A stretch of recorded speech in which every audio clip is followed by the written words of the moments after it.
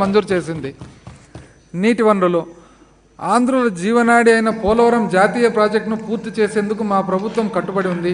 నిర్మాణ కార్యకలాపాలను వేగవంతం చేయడంతో పాటు ప్రాజెక్టు యొక్క సవరించిన వ్యయ అంచనాలను కేంద్ర ప్రభుత్వం ఆమోదించడానికి ప్రభుత్వం అన్ని చర్యలు తీసుకుంటుంది. ఈ పనులన్నీ చాలా చురుగ్గా సాగుతున్నాయి. మే 2019లో 42% ఉన్న హెడ్ వర్క్ల పురోగతి ఇప్పుడు 70% ఉంది. గోదావరి నది చరిత్రలో తొలిసారిగా రేడియల్ గేట్లను సక్రమంగా ఏర్పాటు చేసి స్పిల్వే ద్వారా వరద నీటి మళ్లించడం జరిగింది. గౌరవ ముఖ్యమంత్రి గారి చేతుల మీదుగా నవంబర్ 30, 2023న రెండవ ఔకు టనల్ ప్రారంభించబడింది. దీని ద్వారా అదనంగా 10,000 క్యూసెక్కుల నీటిని గండికోట రిజర్వాయర్కు తీసుకువెళ్తారు. ఔకు మొదటి టనల్ మరియు రెండవ టనల్ పూర్తి చేయడం జరిగింది. అయితే మూడవ టనల్ నిర్మాణం పూర్తి కానుంది. 1079 కోట్ల రూపాయల అంచనా వ్యయం నిర్మించబడిందని ఈ టనల్ ద్వారా కడప, చిత్తూరు మరియు నెల్లూరు జిల్లాల్లో 2,06,000 ఎకరాల సాగునీరు, 640 గ్రామాల పరిధిలోని 20 లక్షల మందికి తాగునీరు అందుతుంది.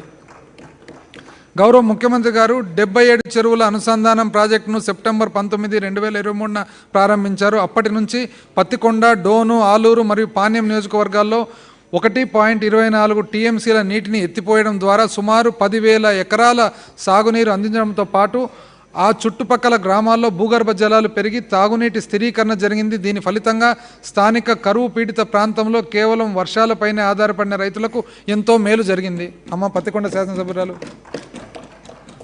శ్రీ మేకపాటి గౌతమ్ రెడ్డి సంగం బ్యారేజ్ మరియు నెల్లూరు బ్యారేజీని గౌరవ ముఖ్యమంత్రి గారు సెప్టెంబర్ 6, 2022న ప్రారంభించారు. వీటి వలన కావలి కాలువ మరియు కనుపూరు కాలువ కింద 2,85,000 ఎకరాలు మరియు పెన్నార్ డెల్టా వ్యవస్థ కింద 99,525 ఎకరాల ఆయకట్టు స్థిరీకరణ జరుగుతుంది. నెల్లూరు జిల్లా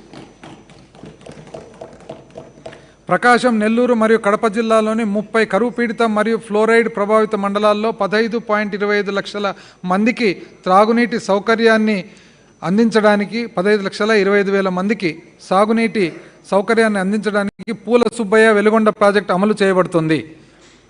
హెచ్ఎన్ఎస్ఎస్ రెండవ దశలో భాగంగా ఉన్న కుప్పం బ్రాంచ్ కాలువ నిర్మాణం పూర్తయింది. దీనిని ఈ నెల ప్రారంభోత్సవం చేయాలని మా ఆలోచన. కుప్పం నియోజకవర్గంలోని 110 మైనర్ ఇరిగేషన్ ట్యాంకులకు దీనివలన నీరు లభ్యమవుతుందని పోషించనుంది. దురదృష్టవశాత్తు లీడర్ ఆఫ్ అపోజిషన్ లేరు అధ్యక్ష, లేకుంటే ఇది తను వినాల్సినది.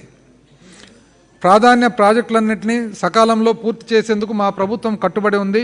ఉత్తరాంధ్ర సుజల శ్రవంతి ప్రాజెక్టు, తారక రామతీర్థ సాగరు, వంశధార నాగవల్లి లింకు, హీరమండలం రిజర్వాయర్